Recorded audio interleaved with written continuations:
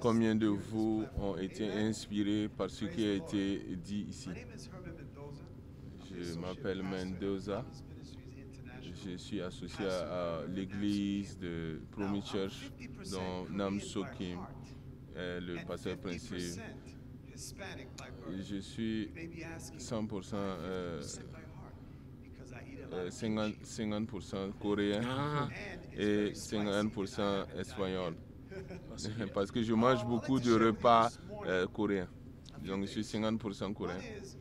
Alors je voudrais partager avec vous quelque chose.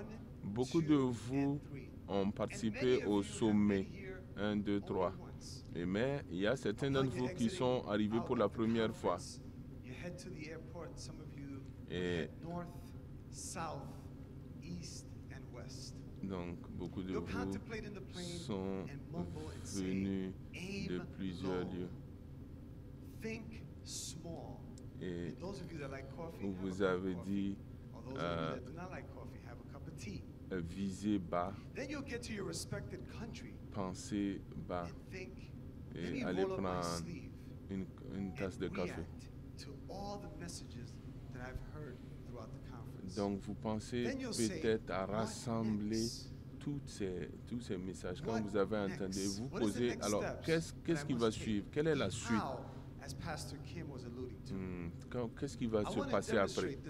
Et je voudrais ce matin démontrer au travers une vidéo de la manière donc sur le comment est-ce que nous faisons au niveau de Promise Church pour justement atteindre les enfants. Et ça touche des enfants qui ne vont pas à l'église. Et beaucoup de ces enfants n'ont même pas de parents. Donc, nous avons un ministère que nous allons partager avec vous. La puissance d'enfants donc, qui sont responsables à la maison. Et nous espérons qu'après avoir suivi cette vidéo témoignage, vous établirez aussi des ministères comme ça dans vos pays.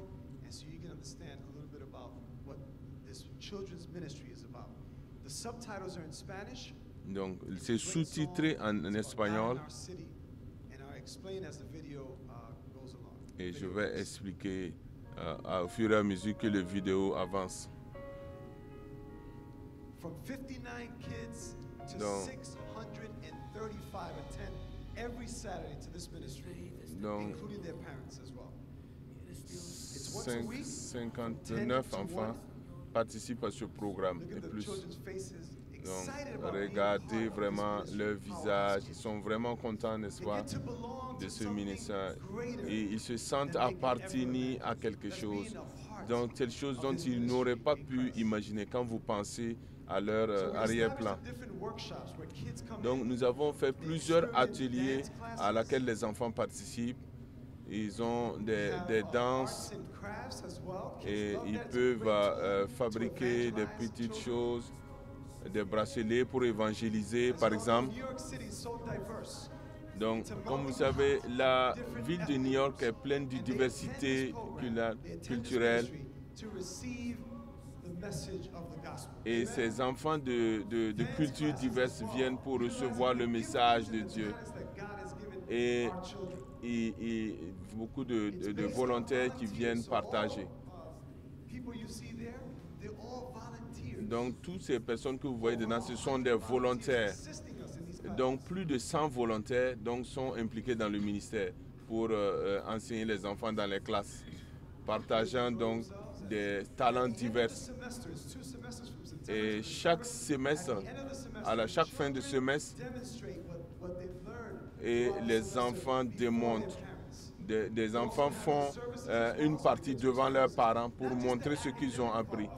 Donc ce n'est pas seulement l'aspect académique, mais ils doivent expérimenter Dieu pour eux-mêmes. Nous avons des jeux de sport, aussi de conseils. Nous avons des classes diverses de violon, de danse, Donc, c'est fait par des volontaires. Donc, plusieurs disciplines et plusieurs activités. Et vous pouvez vous demander comment est-ce que cela est possible. Est-ce qu'on peut faire ça sous un arbre? Oui. Donc, ce que vous voulez, c'est vraiment l'engagement des gens. Et engager aussi pour ce que faire. Et Dieu vous a donné vraiment des talents. Vous pouvez l'utiliser pour faire avancer le royaume de Dieu par les enfants. Regardez par le basket, le sport. Donc, ça a été vraiment des moyens d'évangéliser. Donc, cette manière est à la fois académique, mais aussi vraiment spirituelle. Nous sommes en train d'expandre ce ministère à toute l'Afrique, où des gens l'ont accepté et ils l'ont accepté. Mais et beaucoup de gens disent, mais je veux vraiment un ministère des enfants à la maison dans notre église. Parce que nous voyons que les enfants, en plus d'être équipés, ils évangélisent aussi dans leur famille. Donc nous sommes en train de partager au travers de ces enfants. Nous imprimons donc les valeurs bibliques dans le cœur de ces enfants. Et au travers des parents qui acceptent, et voilà, nous faisons maintenant de l'anglais pour ces parents, dont la plupart, je rappelle, viennent de plusieurs communautés hors des États-Unis qui ne parlent pas anglais. Donc, toutes les classes ont un accent sur la parole de Dieu. Donc, dans tout ce qu'ils font, c'est vraiment la base, c'est le fondement, c'est la parole de Dieu.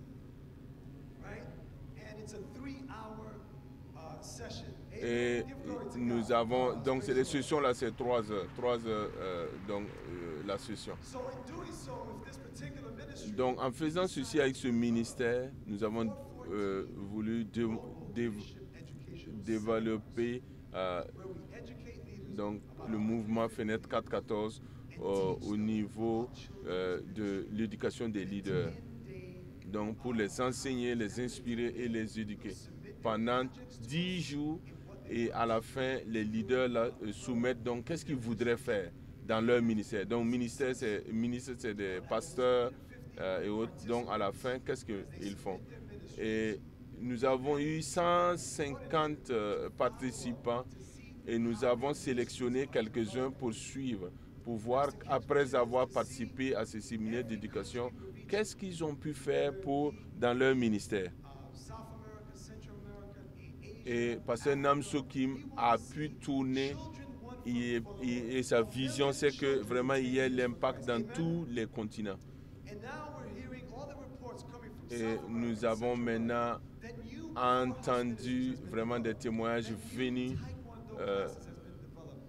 de Latine-Amérique et nous voyons vraiment que beaucoup de choses ont été faites. Il y a eu vraiment des garderies d'enfants, il y a eu le ministère des enfants, ministère des enfants qui sont développés. Et nous voulons aussi vous encourager afin que vous vous teniez vraiment à la brèche et de créer ce genre de programme que vous voyez au niveau de l'écran. Donc, ça n'a pas besoin de beaucoup de ressources. Et cela peut être fait sous un arbre, comme je l'ai dit. Nous avons besoin seulement de volontaires. Combien de vous savent jouer le piano? Et si vous choisissez par exemple ces gens dans votre église et vous leur demandez, est-ce que vous voulez partager cela avec les enfants, et vous allez voir que vous impactez la génération.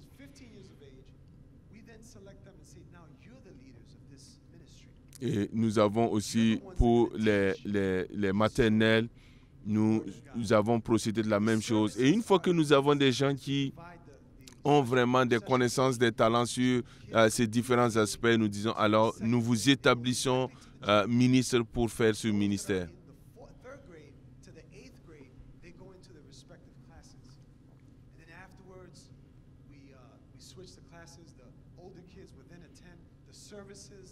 Et nous faisons en sorte de programmes pour que les enfants puissent bénéficier des différents talents qui sont offerts par les volontaires.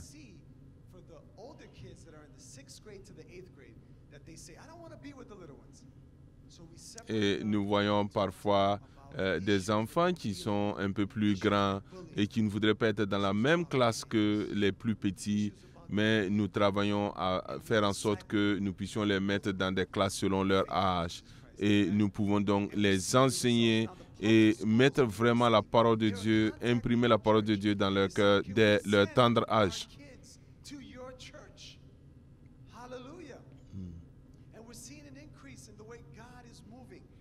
Et nous voyons vraiment un développement dans ce que le Seigneur est en train de faire.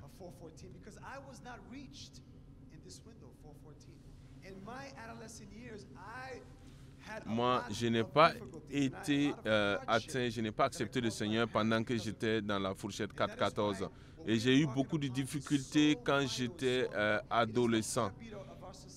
Et c'est pour ça que je comprends vraiment l'importance que nous nous engageons pour que vraiment nous puissions nous engager à toucher les enfants de 4 à 14. C'est beaucoup mieux pour eux et cela va vraiment aider à transformer notre génération pour le Seigneur. Et nous sommes prêts à partager toutes nos ressources avec vous et tout ce que le Seigneur fait avec nous. Et ce ministère-là, il faut le retenir, s'appelle Powerhouse Children. Donc, retenez cela et nous sommes prêts à partager avec vous de toutes les ressources. Donc, Powerhouse Program, je le dis en anglais pour que ça soit facile à retenir. Donc, les enfants donnent leur cœur au Seigneur et ils sont bien sûr respectueux de leurs parents et bénéficient de programmes divers de plusieurs disciplines. Et c'est ainsi que le Seigneur nous utilise et vous pouvez faire partie de cela. Et nous sommes contents que vous êtes là et nous pouvons partager avec vous afin que vous aussi vous puissiez atteindre les enfants de votre pays. Et je vous assure que ce programme est efficace et il touche vraiment les enfants. Donc, merci beaucoup pour cette opportunité de partager avec vous ce que le Seigneur fait dans ce ministère. Que le Seigneur vous bénisse. Il me reste encore 2 minutes. Il me reste 2 minutes, j'ai encore le temps. Je voudrais que vous puissiez regarder vraiment cette vidéo qui passe des pays où nous avons touché. Au Guatemala, au Chili, au Venezuela. 260 personnes ont participé et qui ont créé donc des powerhouses dans leur ville. Et nous entendons vraiment que ces gens-là qui ont commencé ce ministère sont très vraiment contents. Et ils ont commencé donc Powerhouse Ministry, donc la puissance de la maison dans leur pays. Donc que le Seigneur vous bénisse.